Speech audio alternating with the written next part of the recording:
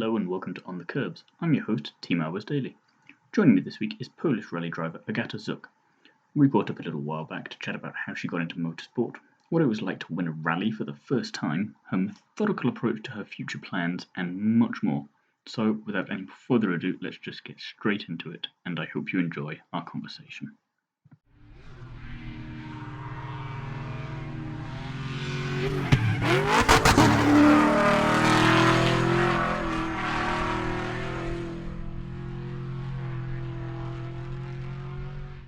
Hi Agata, thank you for being here today. First of all, how are you?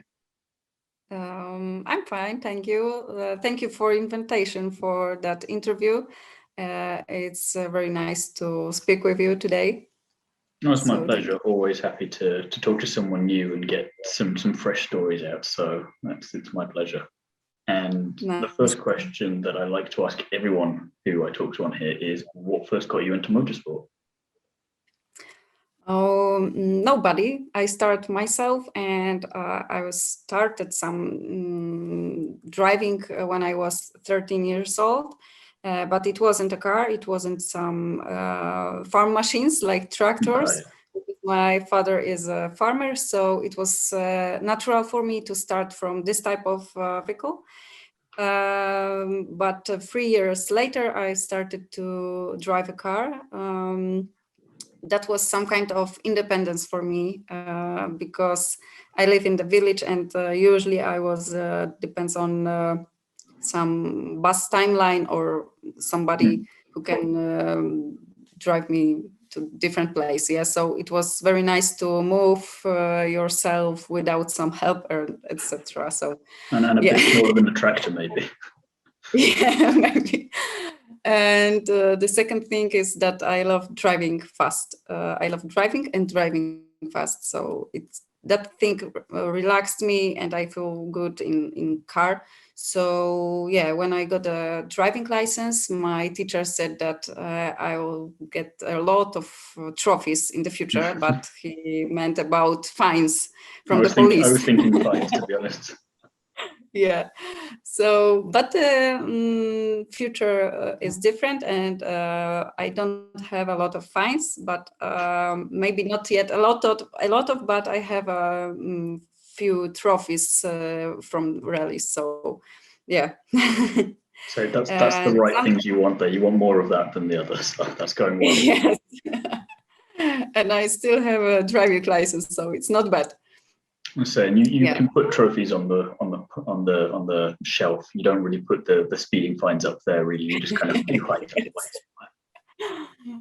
away. Yeah. So, and someday I was thought that it would be nice to do some similar things to connect driving cars and drive fast. Yeah, and don't get a lot of fines. So I decided to do rallies, and I get that possibilities after I finish my study and go to work and earn some money, because what did you study? That work. I was studying machines building and management of production and quality. So 2 technical directions. And yeah. So you wanted to then get away to be able to go drive fast without getting in trouble. So you went rallying. So what was your first experience in a rally like? First experience was like rally fun, because I was visiting some rallies near my place. So yeah, that was first contact. And I've seen that that is the thing what I dream about, and I want to realize that dream in the future. And step by step, I do some things what get me near that aim. And after study, when I started work and some money, I've found some advertisement rally car from my colleagues. So I decided to watch and make some test drive. and make decisions if it's that direction what I want to do in my life, to realize that passion. I need to choose, so I choose and decide to buy that car.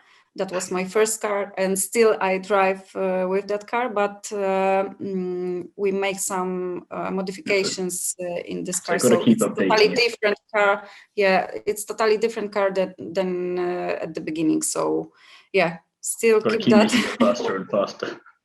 Yes. So now I drive by Opel Corsa B, and it's very nice light car. I realized I knew this from doing my research, but I forgot that people might not know that away. So I'm glad you said what kind of car it was there. I forgot to ask. So it's small, easy car for, I think it's the best car for beginners, but maybe somebody tell me that it's not some opportunity to develop with that car, to develop your skills and something like that. But I think a good driver will develop it depends on the skills driver. in every you kind can have of, a bad like car and you can have a great driver who gets the maximum out of it. So it's not the biggest problem, I think, for this moment. Well, you say if you can get that one to work perfectly, then you can get anything to work perfectly. Yeah. So then what do you think has been the most important thing that you've learned so far in your racing career?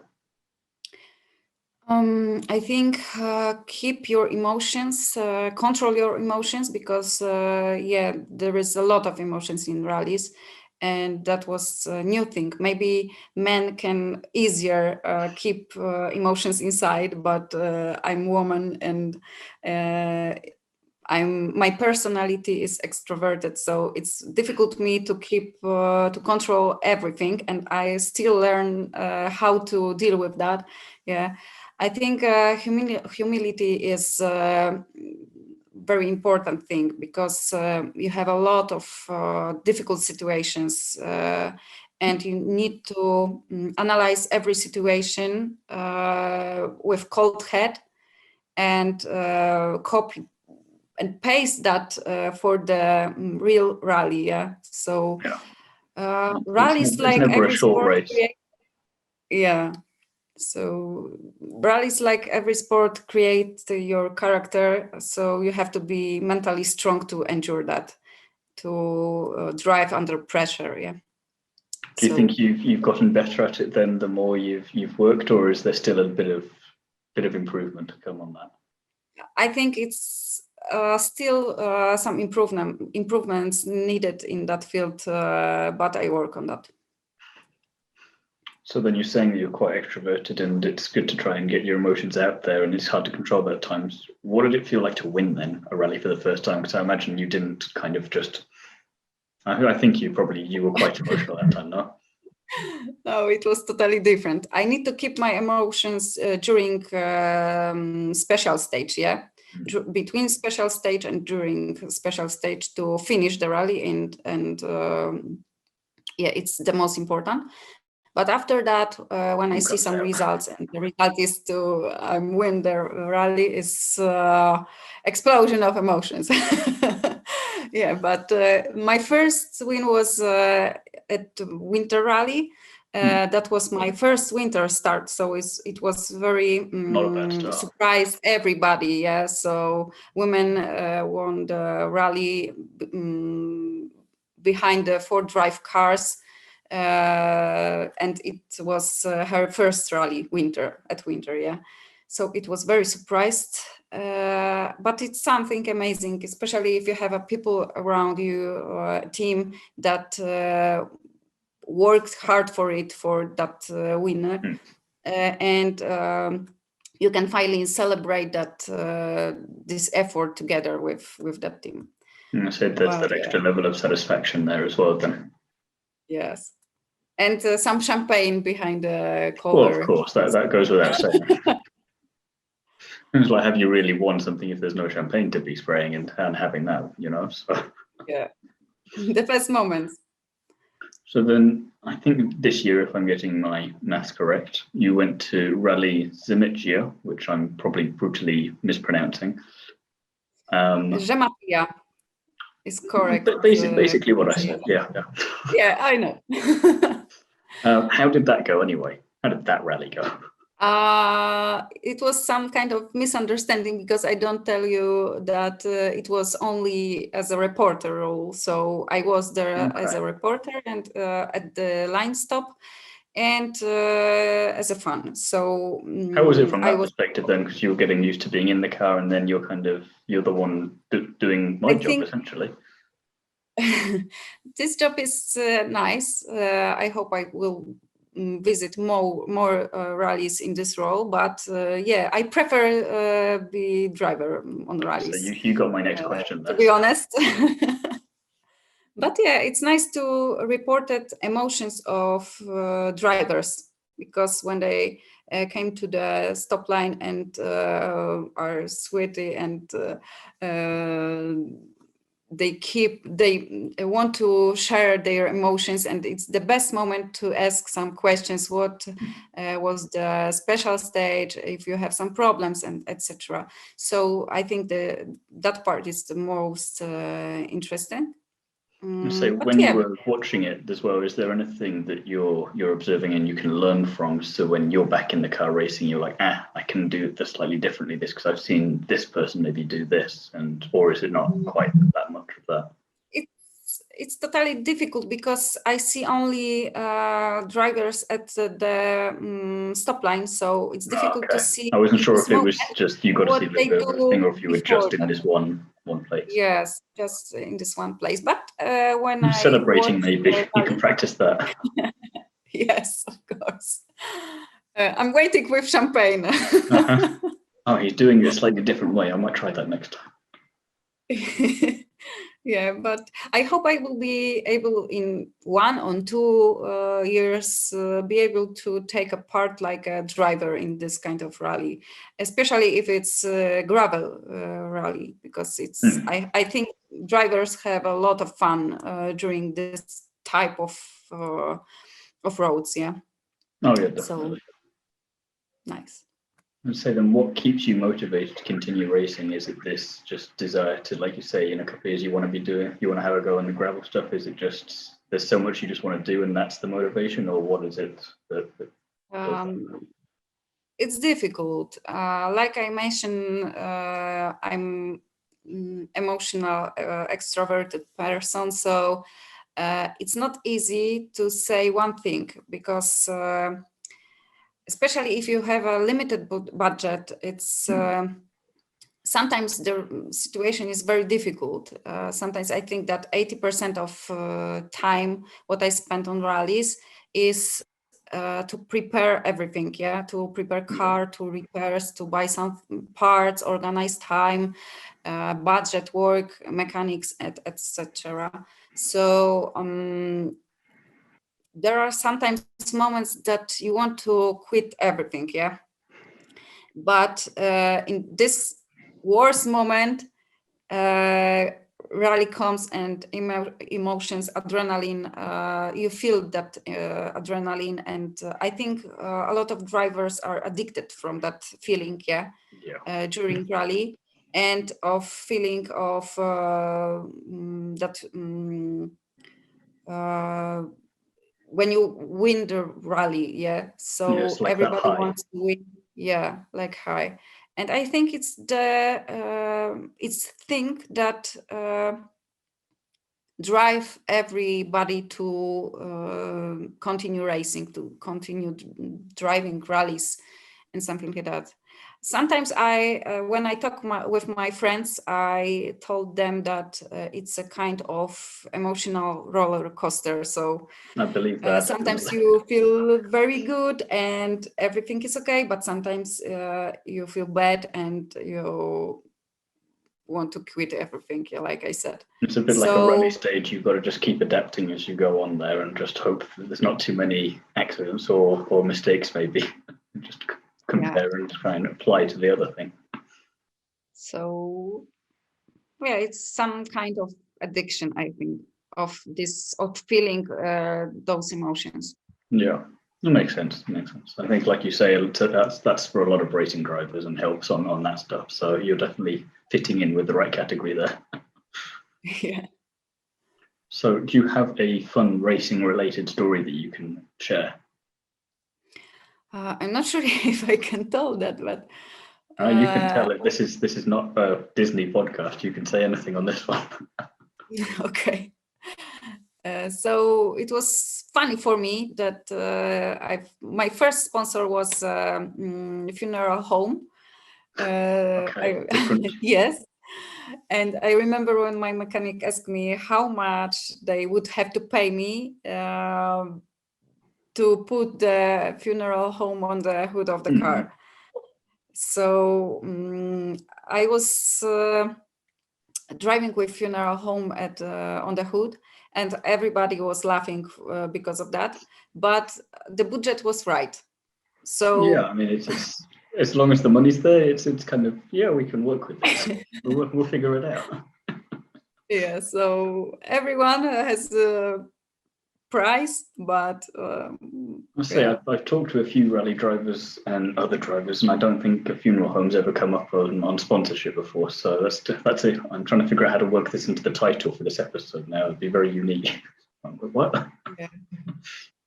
But I think the business is the same like every. So yeah, I mean, on that front, it makes sense. It's just another business. They need promotion. If this is what works for them, then why not? It's just a little different. Yeah, so that was some funny story from my side. No, I like that. So, looking forward, then, what are your future racing plans? At this moment, I focus on rebuild my car because I've had some accident last rally. And after that, I have a plan to start in the nearest rally in my region. And we will see. Last year was very happy for me because it was my first season and I've got the second place at the finish of that season. So at the end, so it was very nice result. And So this not year bad at all I for the have first year. yeah, and this year I have a plan to win that MSP Rally Trophy. Is a trophy of my region for amateurs. So that's the nearest plans and plans for the future. I think I want to make some rally driving license for the future and take a part if the budget will be okay and some sponsors will cooperate with me to start in a Polish Rally Championship. And I think that's the plan, that's my dream. And I will focus on that to get that. So it sounds like there's a very methodical approach there. It's like we'll do this first, and we'll build and build and build, and we'll get there. And I like the fact that you got second already. And like, well, we've got to win now. I'm not going to do anything else. We've got to win next. It's very important to gain experience step by step. Don't go for the deep water for one moment because rallies are very, very expensive. Yeah, and sponsors need to feel that they can trust you and trust. Be sure that you do something and you know what you do. Yeah. Yeah. Definitely. So everybody has some money and wants to be sure that that investment will be okay, will bring some positives, bring some benefits for company, for sponsors. So yeah, it's very important if you think seriously about your future, about rallies. Definitely. But it sounds like you're doing everything in the right order and you've got a good plan there. So I'm going to I'll be quietly confident. Hopefully, don't curse anything. So a couple of fun questions that aren't really too much racing related to finish off. If you could have dinner with any two racing drivers, who would you choose and why? I think I have some some drivers. I have maybe not. I have, but I was thinking about Sebastian Loeb. It's the most successful rally driver in history, I think, with huge More or less, experience. So yeah. yeah, that's natural when you're interested in rallies. It's natural to that you want to know that person, meet maybe. And the second, I think, Daniel Ricciardo, That'd be an interesting dinner. That'd be an interesting dinner table. I think most women interested in motorsport wants to meet Daniel Ricciardo on their way. So nothing special. Yeah, no, I'd like those. I mean, I think Loeb could be a little bit shy in person, so it'd be great to have Ricardo there to balance it out and try and make him a bit more fun, maybe get him out of his shell a bit. And then final question: would you rather be queen of a country 300 years ago or be a massive celebrity today? It's difficult to say. 300 years ago, there wasn't some rally cars on the world, so. I love how that's the first thing you think of. Yeah, so I choose massive celebrity today, but it's difficult to say. Maybe I don't want to be some kind of celebrity. I want to realize my dreams, yeah. And I need to take some way how to do that, yeah. And the most, I think, standard way this nowadays is to gain some range of, maybe not range, to gain more and more followers on social media, because that is the tool, that is the device, what you want to, what most people on the world use nowadays. So yeah, I think that is the future, that is my future, to work on that, to work on my social media, collect followers everywhere when I can. So that is a kind of celebrity, but maybe more some kind of influencer. And you want kind of a bit of both, maybe, is what I'm yeah. So yeah, while I'm looking for a sponsor, you want a nice little throne to sit on as well. Yeah, it's very important now. So definitely. To develop yourself, to develop your passion, you need to exist in that world and be a celebrity, but in social media. I'll say much more serious answer than I was expecting, but I'll take it nonetheless. Yeah. Well, it's been an absolute pleasure chatting with you today. I want to thank you very much for your time and wish you the best of luck with everything for the rest of this year and everything else moving forward.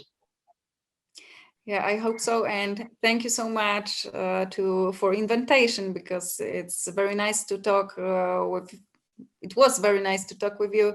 And I hope it will be some possibility in the future to talk again, and maybe with more and more experience, some winners and more results in rally. We'll have like a round table of you, me, Loeb and Ricardo, and we can all discuss together. Okay. I hope so. I hope that it will be some possibility to meet him and talk about some rallies, races. We can aim for that. We'll aim for that. Maybe make some training with him. Yeah. There's content to be made there. We'll get the celebrity bit boosted up there. It's all part of the plan. Yeah.